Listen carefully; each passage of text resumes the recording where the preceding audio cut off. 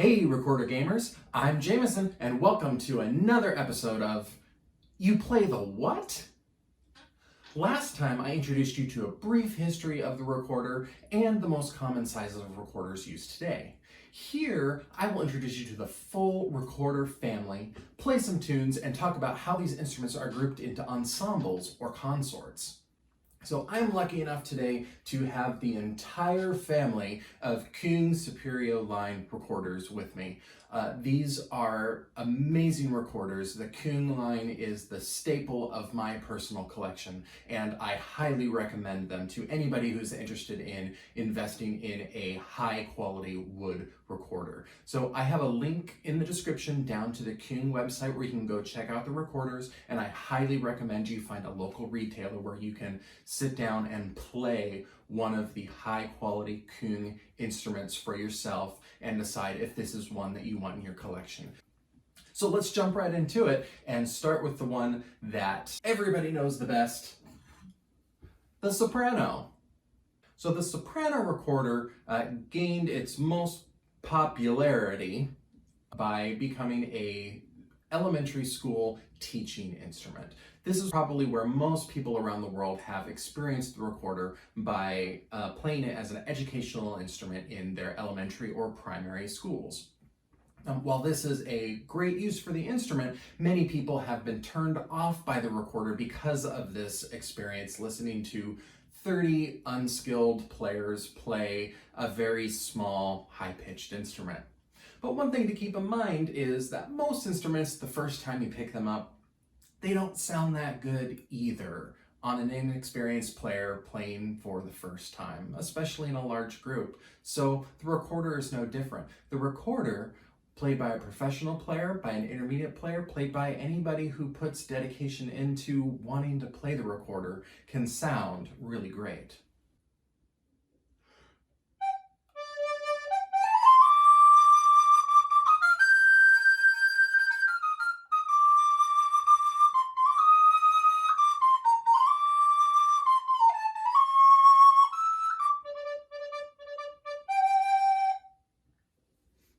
And that's the soprano recorder. Soprano recorder is tuned in C, which means that when you have all of the holes closed, it's going to play a C. So that C right there is C above middle C. Generally in sheet music, the soprano is notated an octave lower than it sounds. So you would read this as middle C, but it would actually sound as the C above it. So to make it a little more confusing, recorders are all tuned a little differently. Not all of them are tuned in C, just like the next one, Alto recorder in F. This guy is basically the king of the Baroque period. There is so much music out there for solo alto recorder duets, there's alto recorder quartets, there's so much music out there. It is absolutely amazing how much they have written for alto recorder. But unlike the soprano, the alto obviously is a little bit bigger. It's pitched a little bit lower because this one is pitched in F, meaning the lowest note played on the instrument is an F.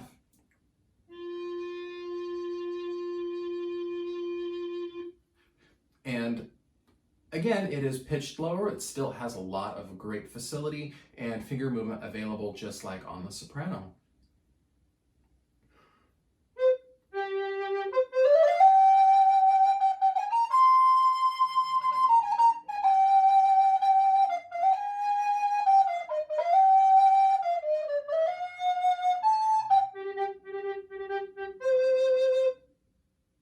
We're going to go even bigger to the next one, the tenor. So the tenor recorder doesn't have a whole lot of music written for it by itself.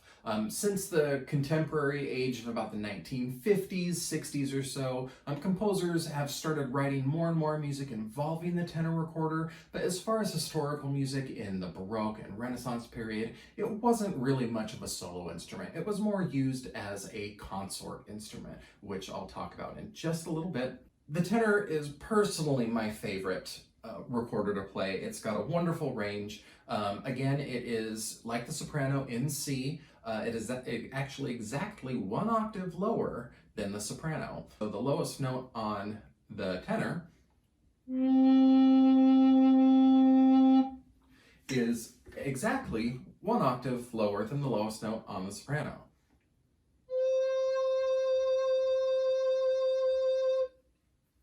So that's how those recorders line up.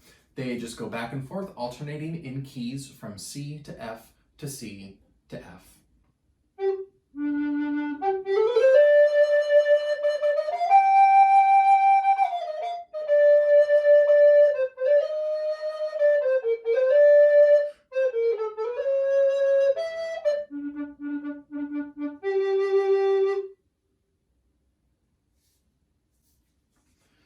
So now we're going to get to even bigger recorders, which you have seen this before, but next we're going to move on to the bass. Now we have the bass recorder. I'll stand up a little bit so you can see the whole thing here. This is, again, the tenor was in C, so next the bass comes in the key of F. It is exactly 1 octave lower than the alto. You can start seeing the relationship between all the different recorders here. And the bass is the lowest member of what is considered to be the 4-foot consort. But before I explain what a 4-foot consort is, let's hear what the bass sounds like.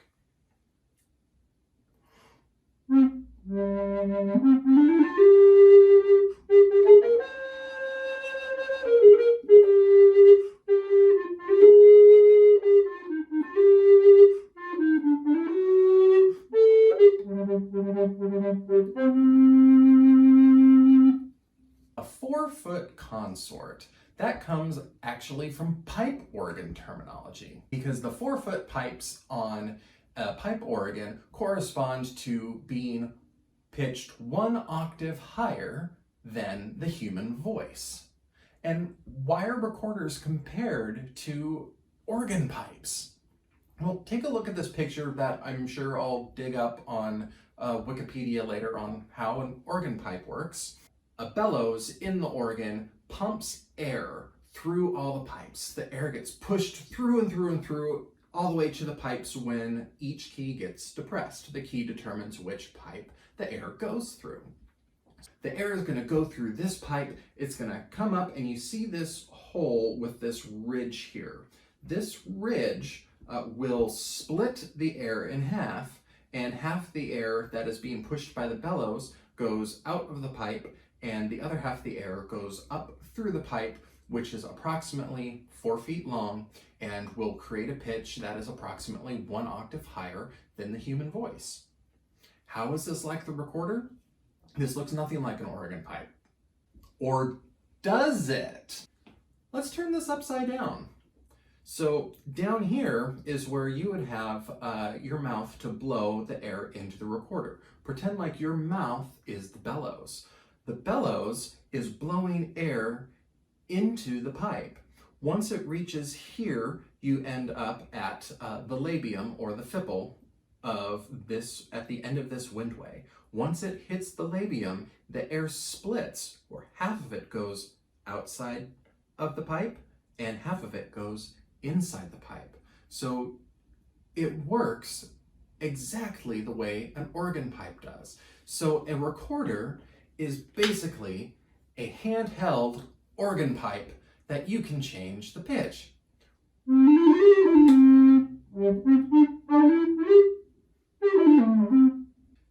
So, like I said earlier, this is the 4-foot consort, consisting of a soprano, an alto, a tenor, and a bass recorder. The ranges of the instruments line up so nicely to the ranges of the natural human voice. The soprano starts on a low C and can go 2 octaves up to a high C. The alto, a low F to a high F.